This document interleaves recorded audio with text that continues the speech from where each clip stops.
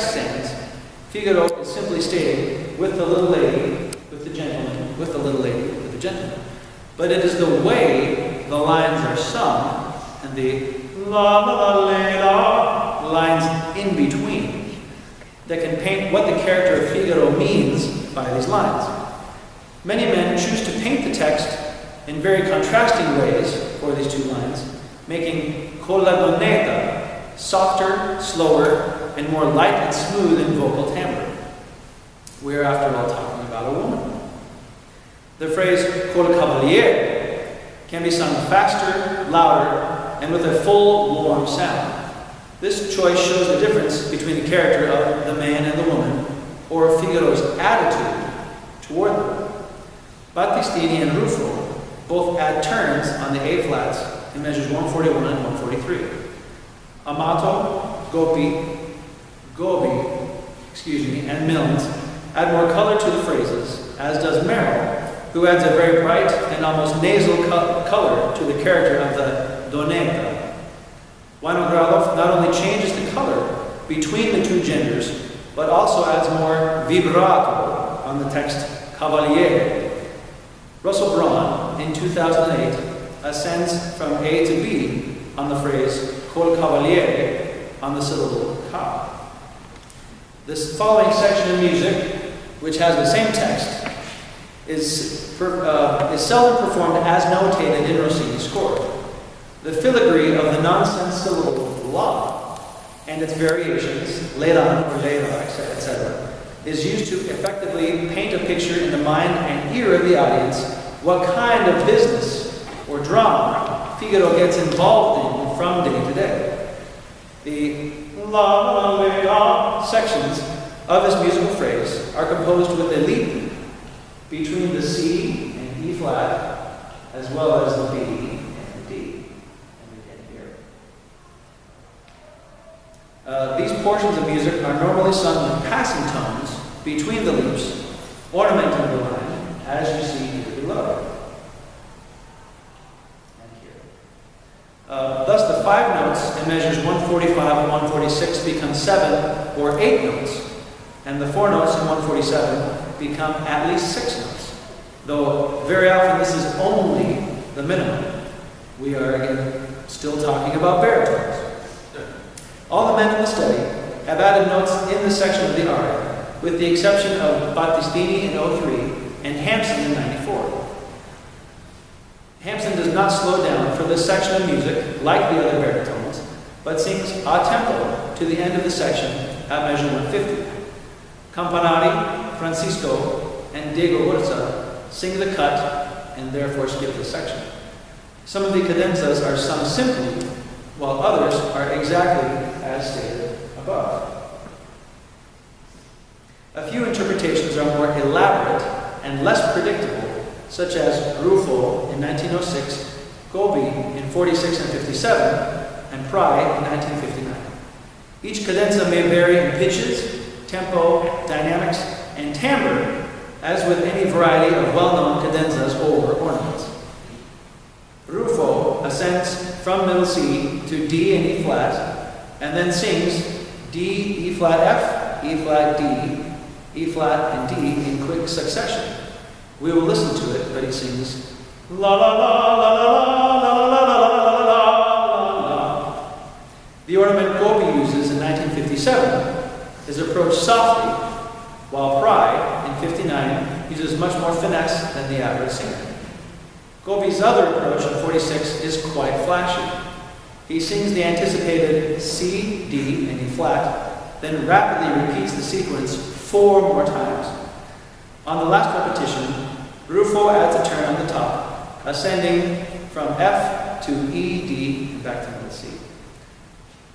We will listen first to Tita Ruffo in 1906.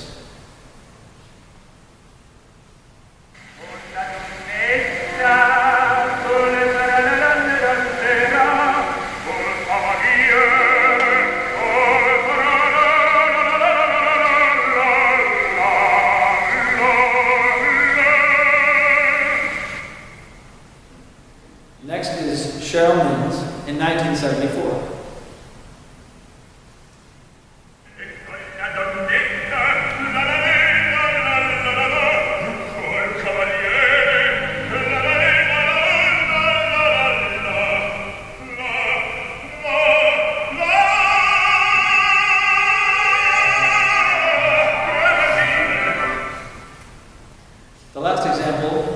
Håkan Hagegard in 1992.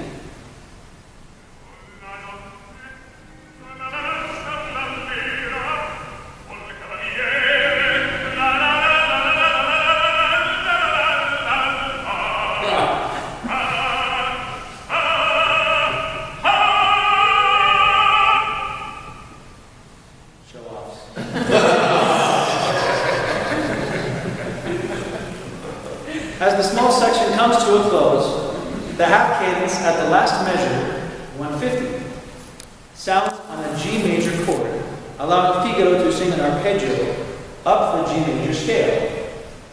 Rossini's score stops right here and does not include this line. The baritone is then given the option to sing the G4 afterwards or to avoid it entirely, as you just heard. One could choose to preserve voice and energy for the next high note opportunity at measure 157, or could simply choose to not sing the ornament. However, this is an opportunity for a baritone with high notes to showcase them. The influence of this added note is great, as only 3 baritones since 1922 chose to omit it in recording: Granforte in 28, Tibbett in 1930, and Hampson in 33 and 94.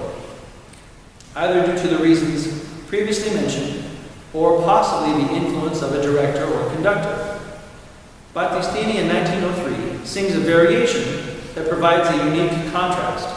Rather than sing the arpeggio, he sings passing tones between each tone and begins again after reaching his chord tone.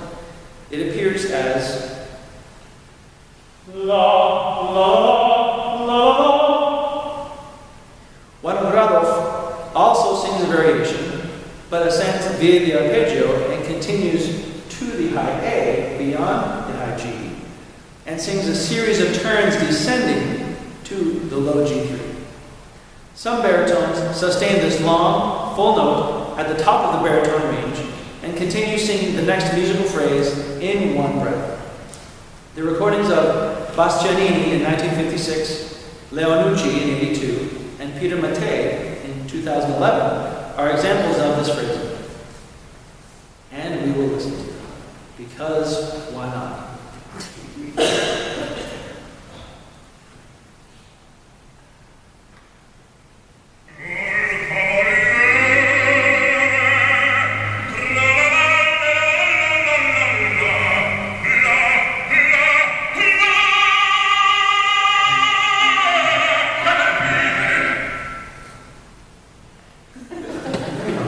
Big voice.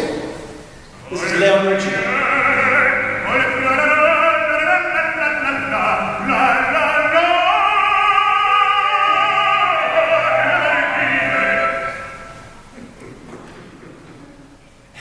And finally, we have Peter Mattei from a recording 3 years ago.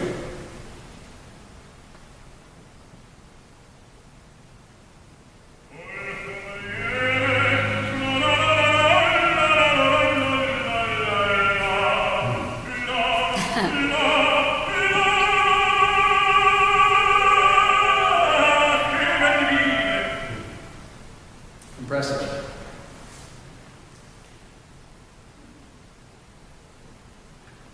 Rossini writes in measure 157 the big cadenza opportunity. He writes measure 157 as 2 eighth notes, as seen right here. As he did where the passage appeared previously in measure 66. Performance practice says that if the same melodic passage returns in an aria, the singer has the right to ornament or sing the passage differently. In this case, there is a fermata on the rest in the orchestra, which allows the singer to add as many notes as preferred at whatever tempo he pleases. This measure features an ornament from every singer except